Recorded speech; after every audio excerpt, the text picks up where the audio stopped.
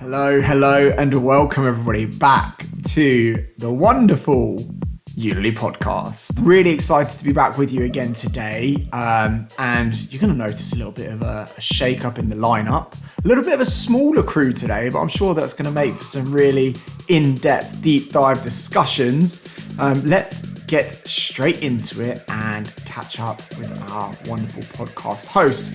Over to you first, returning superstar Kaz Hassan. How are you doing, mate? Good, how are you? I'm good. How's your week been?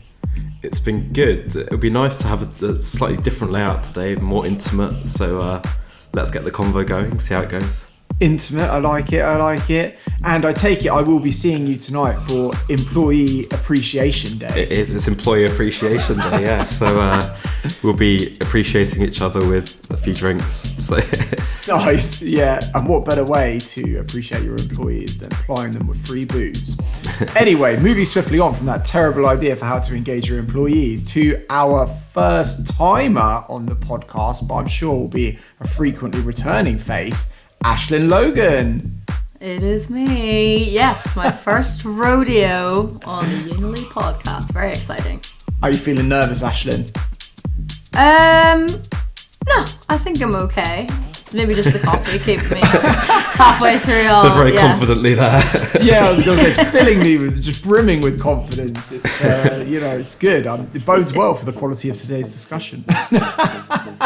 I'm joking. So good to have you with us. Thank you for joining. I know that you have a lot of interesting points to share with us today. So when we talk about what we're going to be talking about is this topic of employee journeys. And it's a bit of a kind of new and emerging topic, actually. And I'm really keen in today's podcast episode to try and kind of define that for our audience and for our listeners, maybe those who haven't heard it before and kind of new to it, but want to kind of stay up to date on the kind of latest trends relating to employee experience, kind of unpack really what it means in terms of both the way we think, but also the way technology is going as well. But before we jump straight into employee journeys, let's take a few steps back and let's talk about, employee experience challenges. I mean, we speak about them frequently on the Unily podcast, but are there specific employee experience challenges that you think have given rise to this kind of concept of employee journeys? Happy for anyone to jump in first.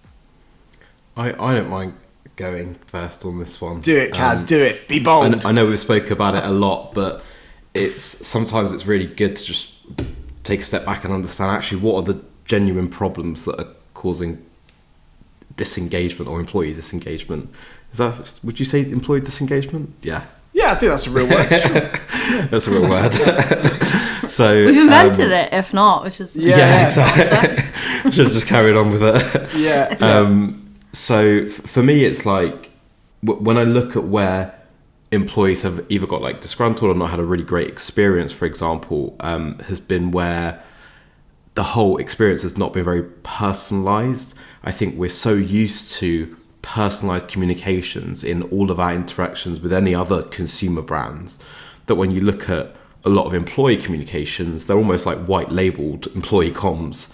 Like you put in something like, oh, communicate out about this, or there's a leadership change. It's like so generic and not personalized. I can mean that in two ways. It can mean that in A, it's not written in a way that feels like it's for that person, or B, it might not even be for that person. I see so many examples of comms going out that just go out to all employees, but actually when you look at, is it relevant for that person, for their role, or for engagement? Absolutely not. And so you put those few things together, you have endless personalized communications in the consumer world and this kind of white labeled internal comms in the other side. And I think that's part of the problem for me. Yeah, I think that's certainly, it's almost like what most people mean by personalization today is so common, and it's just kind of like almost just doesn't do enough, really. There's still a lot of elements that aren't personalized, that aren't cutting out noise. And I completely agree, actually. I think that's a really, really big kind of area of focus for employee experience at the moment. and a real challenge. What about you, Ashton? We're going to come on to this whole concept of employee journeys. What kind of challenges do you think organisations are facing that kind of led to the rise of this? So I very much agree with you, Kaz. I think personalised experience is really the way the world is going, never mind employee experience.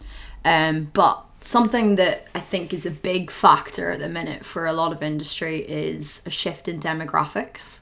So if we look at some of the data from especially the pandemic, a lot of those more weathered members of the workforce, shall we say? She's referring to me, which is why she's talking so delicately, Those people sort of left in their droves and retired, and they didn't come back after the pandemic. So what we now have is a rise in Gen Z workers in the workforce. And what that does is we've got now a lot of digital dexterity. We've got a rise in expectations also, not only from digital tooling, but from an affinity with your company, from a sort of younger people more than ever want to feel like their values and their mission and their vision for the world is aligned with the company where they work. And so, yeah, I think that represents quite a bit of challenge. I think it was Simon Sinek said, I think he said, customers will only love a brand if employees do. If employees love it first. Yeah. It's, exactly. We love a good Simon Sinek quote. He said some pretty He's almost like a regular stuff. cast member at this point. Yeah. Definitely. You should invite him on. No, don't say that too much and start asking for a cut of our massive profits revenue. Profit stream from the podcast. That's really good point. I think you're right. The demographic has shifted, and with that change of generational workers comes new expectations of organisations, and critically, as a lot of those employee experiences become more and more digital in nature, more expectation from the technology too.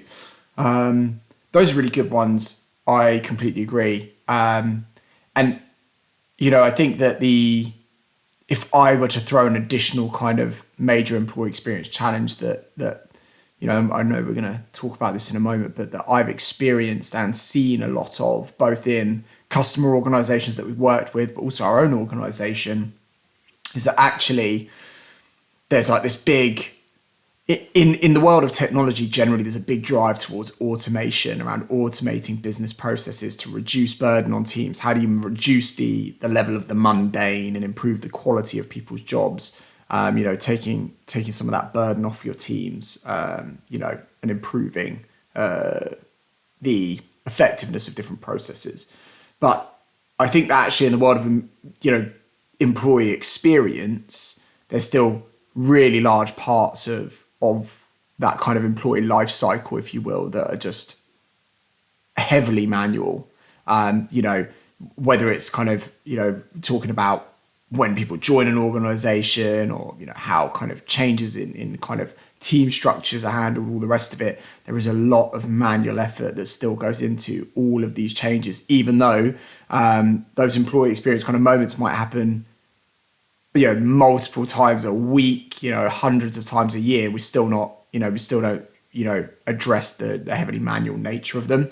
And the other thing about things being manual in nature as well, just to piggyback on my own point, is that actually it leads to increased inconsistency.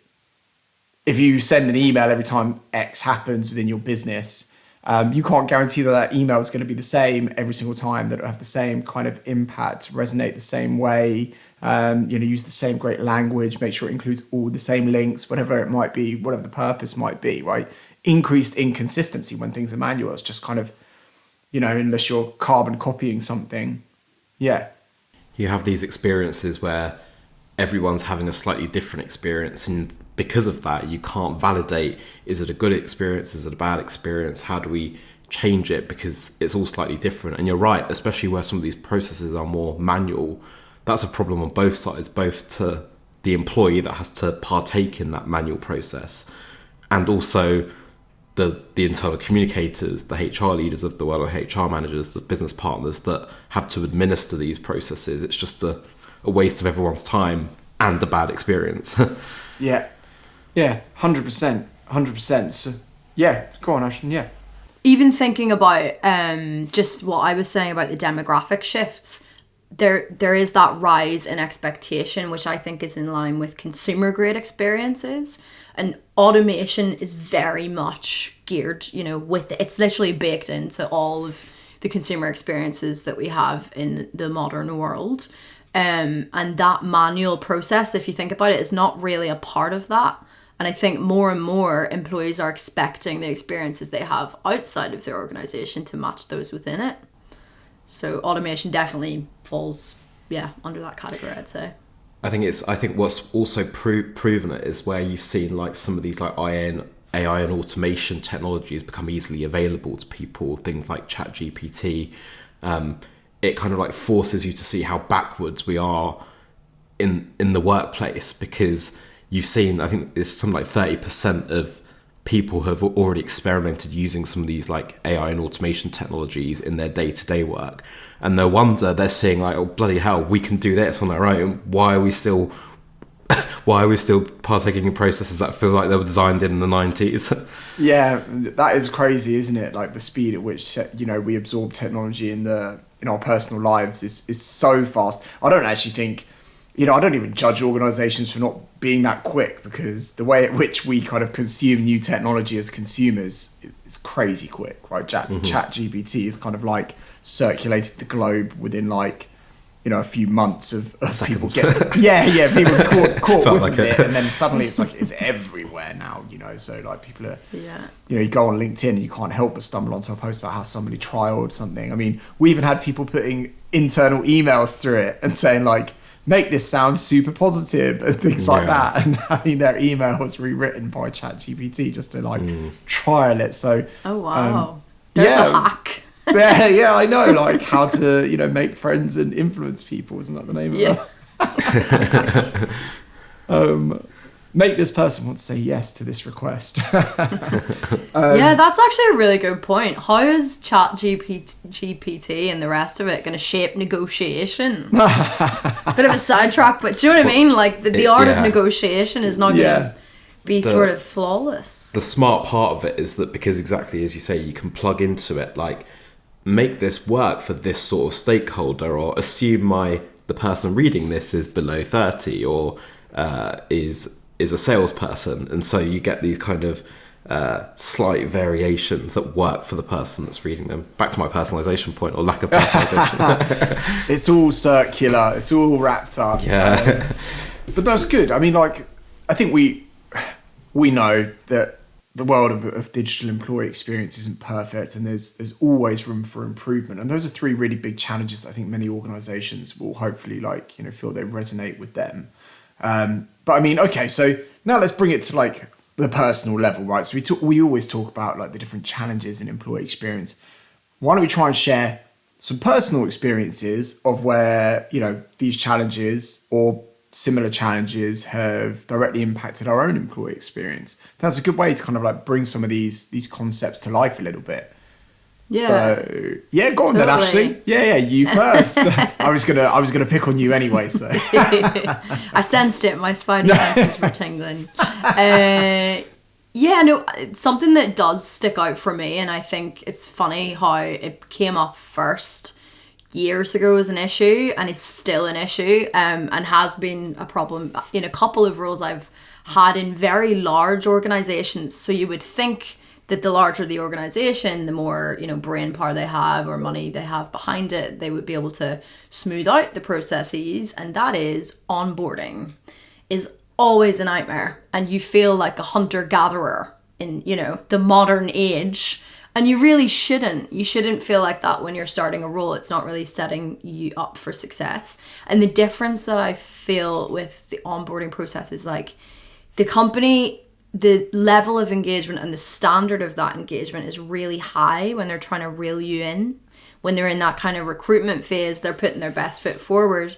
And as soon as you enter the organization, you oftentimes see a real reduction in that thoughtfulness and attentiveness of engagement. And you feel, I suppose, like you're getting comms and engagement that is for the masses rather than for you specifically and geared for your specific requirements and level of understanding. So it ends up making you feel like a bit of an idiot for the first while you're in your job, because you're kind of fumbling around in the dark trying to find things. You're not really sure where to look. So yeah, I think onboarding is a real sticking point. That's a shame, because it's the most like reliable and predictable part of an employee's journey with a company. Is that what you're about to say, Matt? Because I see No, do you know, I'm smiling because do you know, that's a really good point. And my smile was actually more just like, that is a really good point. It is like the most predictable part of the employee life cycle, isn't it? It's when somebody joins, it's going to be happen. there reliably and predictably every single time. But yeah, almost every employee I hear talk about it talks about a bad experience with it, and it's a shame because we know it's like a make or break point.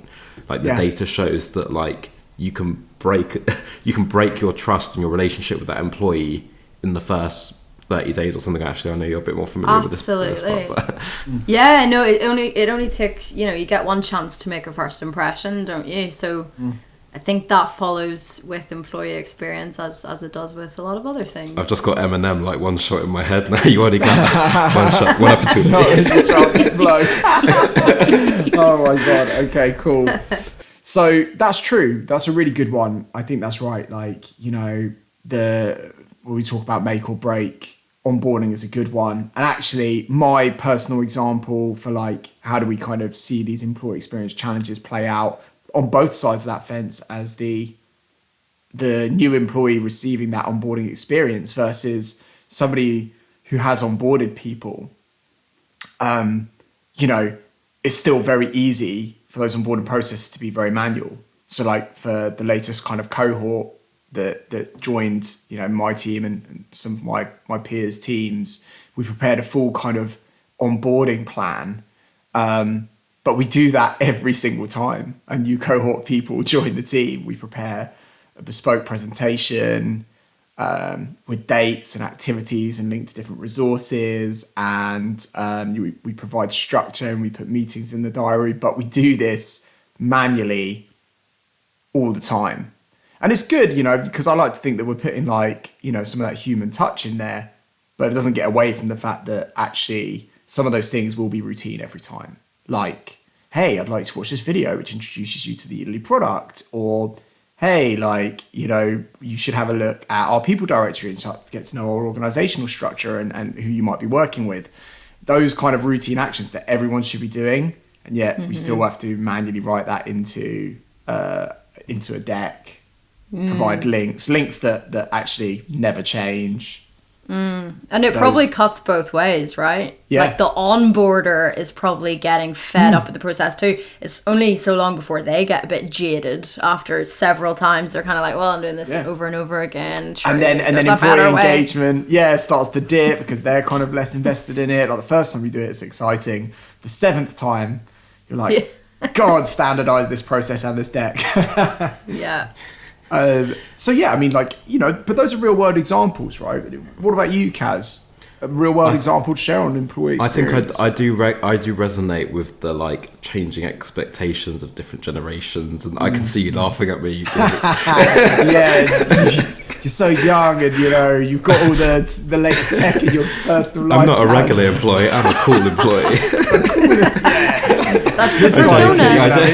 I think it's because I'm such a techie in my life. So I've got young and hip. Which in itself is not a young and hip thing to say. Yeah, but I think it's because I'm like a bit of a techie in my life. Like if I get my phone out, my mind is always going like 100 miles an hour, where I've got like different notifications that are actionable, and I like organize a lot of my life around that way. So like not having access where I've got every single ping that's going on in my mind is like being triggered by my mobile phone, for example. And so like if you're not on that list, you're not coming in. So Nice, you've got to make sure that there's like it's interwoven with these experiences that I use in my personal life. So like both from a technology perspective, so being accessible on those mobile devices, but also from like a content consumption perspective, like I'm a definitely like an audio visual learner. Like I'm not a reader. My mind just goes like that. I feel like I have like a 30-second attention span. So like I quite often listen to a lot of stuff where I'm moving between A and B. So that I think is like that kind of like as you said earlier on, actually, like the generational differences there. And I don't actually think it's all just generational. I definitely think there are people of like the old generation that also want to tap into that, and a lot of them are quite digitally dexterous, if that's a word as well. But it just highlights definitely. It more. Yeah. No, 100%. I think you're right. We're certainly not here to tar everyone with the same brush. Like there'll be, you know, younger generations who aren't that into being like tapped into their phone every single day and like super connected. And I think, you know, that just kind of highlights again, full circle again, the need for personalization, recognizing that people are going to kind of like, you know, engage differently, and that like we need to be really focused on the needs of the individual, not just kind of try to group people in broad aggregations. But okay, so we've got these kind of common employee experience challenges, you know, a few that we've picked out of many more that exist, I would argue, as well.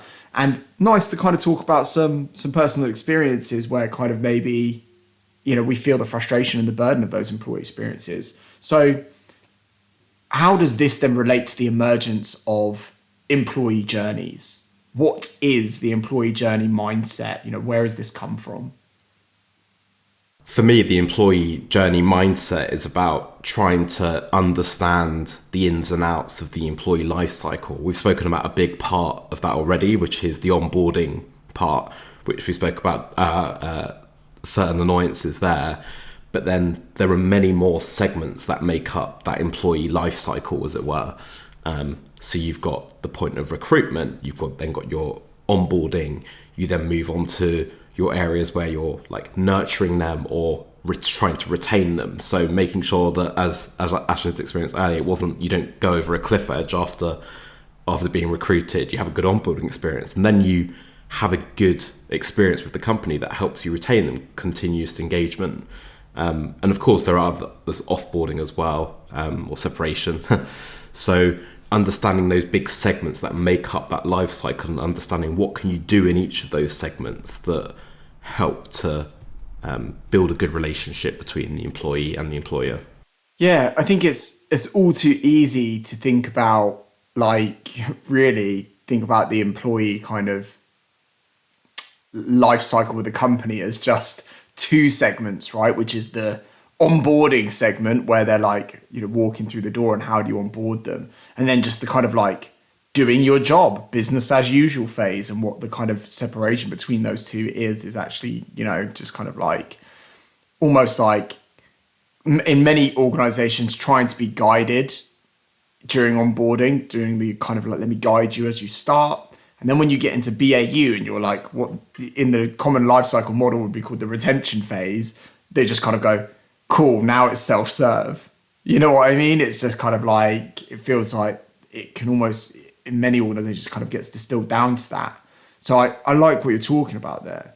There will definitely be like subsets of journeys that exist within that period as well, where as you start to map them out, people transitioning to a manager role, people changing department, there are like different milestones or moments that matter of part of each of these phases of the life cycle that when you really think about, you can sprinkle some magic on and help foster engagement. Sprinkle some magic on, yes.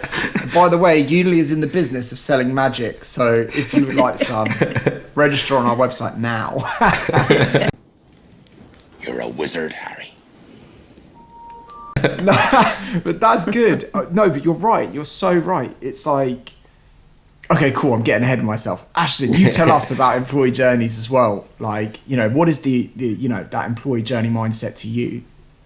Yeah, so what Kaz was saying really chimes with me as well. I think that it's about viewing the employee experience in the full context of their life cycle and their journey with the company. So I think really having those human-centric touch points that meet them wherever they are and are thoughtful about where they're at on their kind of life cycle with the company and get it, and they're sort of tailored with multi-channel personalized experiences that I suppose just feel a little more put together than we're used to.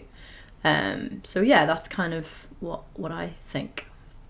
That was a good formal definition. I just came in and said it's about magic. Yeah, it's all about magic, you know. But that's it. The perfect employee experience is a form of magic. It's elusive, you know. You can't quite grasp it.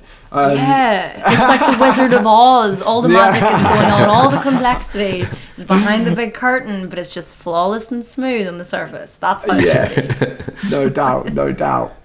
So, okay, I completely agree. And I think one of the bits that you talked about there, Kaz, is like the journey mindset.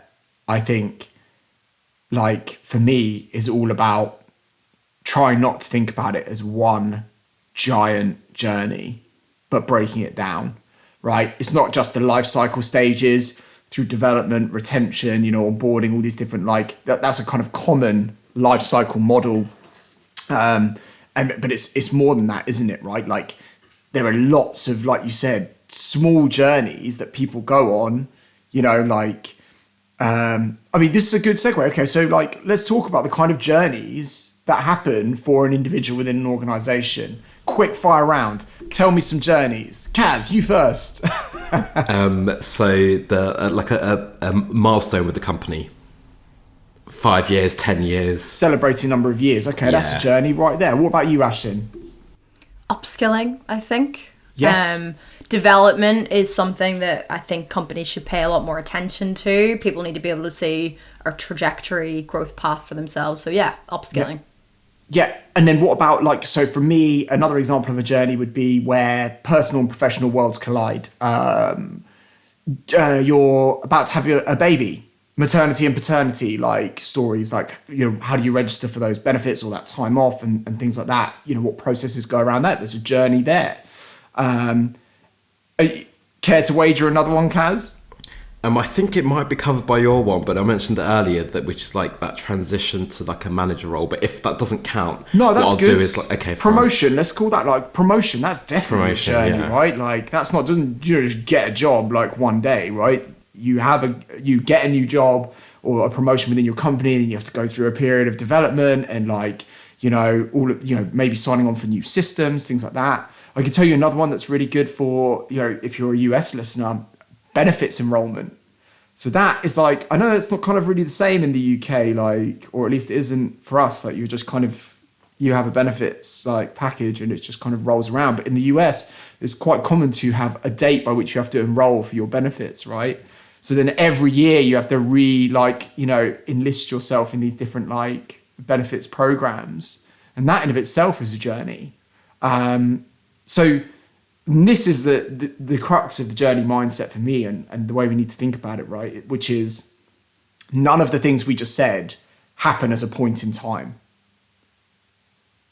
And it feels like that is that's what's on the horizon. That is what employee journeys is. It's about making more of those moments that matter, right? So like, how do you take the deadline for people enrolling for their benefits for the year, as an example, and turn that into a really structured, personalized, you know, self-paced flow, which kind of is saying, okay, 1 week out from the deadline, I'm going to start prompting you and I'm going to link you to a video which explains how to enroll for benefits in case you've never done it before. Or maybe the system knows if you've done it before, and if you haven't, it sends you the video to teach you. And if you have, it says, cool, so like you skip that step, right?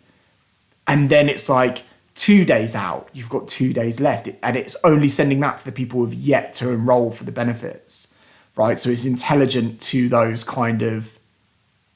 needs, that individual's needs. And you're already reducing the noise that's going into an employee's head with all the things I'm getting, like reducing that is. And you see, and that is the personalization point, right, Kaz? Because we talked about personalization being a problem, which is like, it's not a problem in as much as lots of platforms that you say what you're interested in, and then you can have that stuff at the top of your page above the stuff that you're less interested in.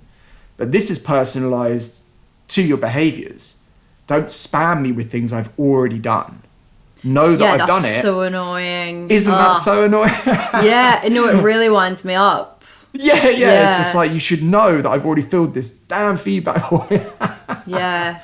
Or just like, I feel like what sets apart the journey mindset is that intuitiveness. It's the reliability that someone can, they just expect that it's being taken care of. It takes the guesswork out and takes less of the pressure off, as you say, that kind of self-serve hunter-gatherer mentality. It's like, no, it's taken care of and you can rely on that. Yeah, 100%. And so one of the things we talked about, or that we mentioned when we're talking about this journey mindset and what the hallmarks of the journey mindset. So for me, I think there are a few key elements. One is about guided. And we always say, like we were saying before, like the onboarding experience is really guided. And then it's kind of like, literally Ashton described it as the hunter-gatherer experience, right? You're roaming the wasteland of your old SharePoint 2010 intranet, trying to find which link can get you dark, to the... dark ages. This is dark, This is prehistoric times, right? So...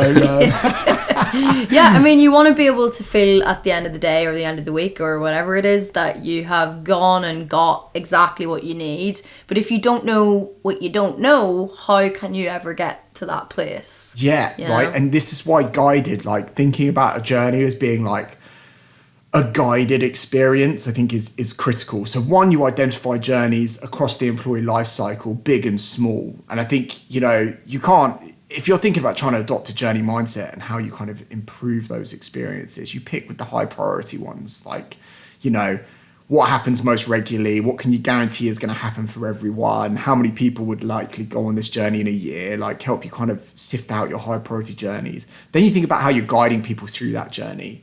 And hopefully it's more than just an email on day one with a list of links saying work your way through this, right? But this is how you adopt the journey mindset. You think about how you drip feed the content, services and information over time to guide that person. And then the other bit that we just talked about is about self-paced, right?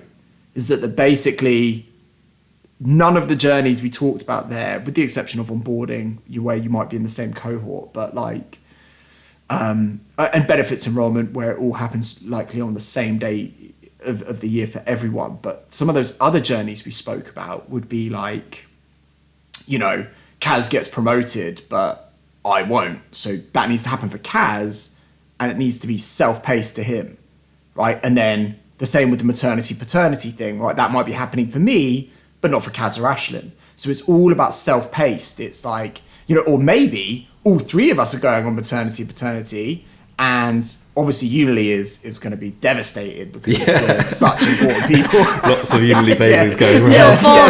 It'll fall apart. Yeah, without us, and then, but it's like, maybe I'm out for 3 days, and so I haven't watched the introductory video, and I don't want to be getting chases about task number 3, right? When I've been on leave, and I haven't even done task number 1 yet, right? So how do we all get to go and experience that journey in our own time? Like Kaz is really busy. He's like presenting at a conference and he hasn't had a chance to do it, right? So responding, again, that self-paced, responding to the needs of the individual. I think like guided, self-paced, crucial to the way we think about the kind of journeys that our people are going on.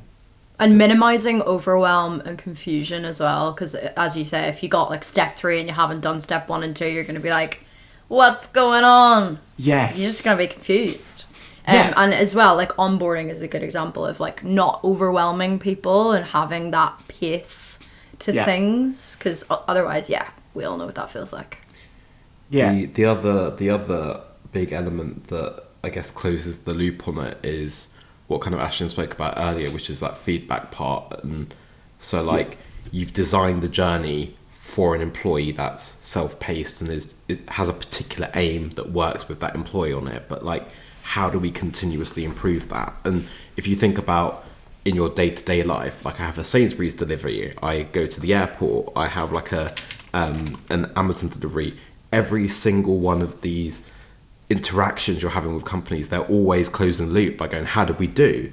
Give us a smiley face. Do you have any other feedback? Like there are all these feedback mechanisms that are actively going back into improving your experience with that, and like that's exactly what should be happening with those employee journeys as well. Yeah. And you feel really listened to as well when you're getting that on an ongoing basis. Yeah, so you're able to combine like that quantitative data. Right, because this is the thing, I guess the bit that we haven't talked about employee journeys yet, and there's two sides to this. One you already mentioned, which I think is about devices. Devices and channels. So let's come back to that in a minute. But the other part about it, I think, is that we have to recognise that a lot of the journeys that we've described there are becoming increasingly digital. Like, you know, I see lots of posts about like hybrid and remote work. Like, is it really gonna stay around? Like, for me, I feel like the answer is definitely yes. We still go to the office, right? But when we go to the office now, it's for a whole different reason. Like, when me and the team get together, it's really actually to spend time as a team, like collaborative thinking, deep dive sessions, getting together and just kind of like being in person. It's not to go in necessarily to kind of to have meetings and work as much as it is about like building good, strong, like working relationships within our team. So since we know the hybrid remote work styles are going to kind of continue for many organizations, these journeys have to be thought of through the digital lens. How can we use technology to make these journeys better, right? Like, shouldn't have to go into the office and sign HR forms as part of your onboarding process. How do you create automated journeys that kind of remove those heavy manual, burdensome steps, from the equation, increase consistency and are delivered in a digital format across the devices that we know our people really enjoy using, right? Exactly, and that's where employee experience platforms are in the prime position to kind of engineer. It's this kind of this control hub which allows you to working on some of the elements we've spoken about, things like sending the comms out. You've got this control room where you can send them out to, depending on what it is, the mobile app, to Teams if that's where your desk-based workers are working, or to Slack, via email depending on the type of communication. And then as you slowly work your way through this journey, there are different touch points via different tools, and things like I mentioned feedback earlier. That's a prime example where you can build out a form, get that feedback in there, and then slightly engineer your journey to improve it based on that feedback and tell people about that. So hopefully this is the space where we'll be lighting up the employee experience to come back on some of those challenges that we spoke at the beginning of the podcast. And just on that, I think that the employee experience platform, it has the potential to be the brain of the company. We now have the capability, if we put the journey mindset to the test, I think, to really view the whole employee lifecycle in a really holistic way and make sure that you're catching everyone at every stage across the company, and the employees can rely on that, and they can rely on those intuitive experiences to take out some of that manual work, not only for them, but obviously for many internal teams in the company as well. It's going to cut out a lot of manual work where it's repeat. And actually, we're now in a position in 2023 where we don't have to do that. So why bother? Let's get smarter about it. I completely agree. Comes back to what we were saying at the very beginning, right? Automate, improve consistency, drive towards consumer grade, intelligent experiences, but then being really human centric by putting it in the context of, what does your overall holistic view of an employee look like from the moment they join your business, from day one to when they've been at your company to day 10,001. I don't know how many years service that would be, but you should definitely be getting a Rolex if you stay at a company for 10,000 days. But that's the point, isn't it? Right? It's all these little journeys are happening, and are you really lighting up your employees at every opportunity, making them feel that this is a digital experience that's just for them? Cool. Well, that was really interesting. I love it. I really do. I think that this is, a really exciting new topic. Hopefully, for those of you who've managed to stay for the whole podcast today, that journey mindset is a concept that is really, the journey mindset, is a concept that really resonates with you. And hopefully we've given you some guidance on how you can start to, identify different journeys that are happening for your people, and lit a little fire in you to go out and look at what kind of, powerful technology is available in the market that can help you, convert those painful processes you have today into these amazing, magical experiences, as Kaz would put it. But with that said, time flies when you're having fun. And it's time to wrap this one up. Kaz, thank you very much for joining. Ashlyn, Thanks, Matt. It's been a real pleasure having you join the podcast for the first time. I think, Kaz, what do you think? Should we invite Ashlyn back? I think so. I think Yeah. she's kept up with us, so probably too well. It isn't hard in my old age for Ashlyn to keep up with me, let's be honest. Hey, I'm not Gen Z, but I was going with the younger generation. Sorry, yes, you two young people. Yeah. No, I love that you guys think I'm Gen Z. I'm pretty sure I'm not, but I'm pleased with that. It's good. It's like getting ID at a bar. Oh, nice. There we go. Classic. Okay, amazing. Well, look, thank you both. It's been incredible. Ashlyn, wonderful to have you with us. Kaz, returning superstar, as always. Today we've unpacked the journey mindset. Whatever will we talk about next? You'll only find out if you join us on the next one. Thank you very much, and we'll see you soon. Bye-bye.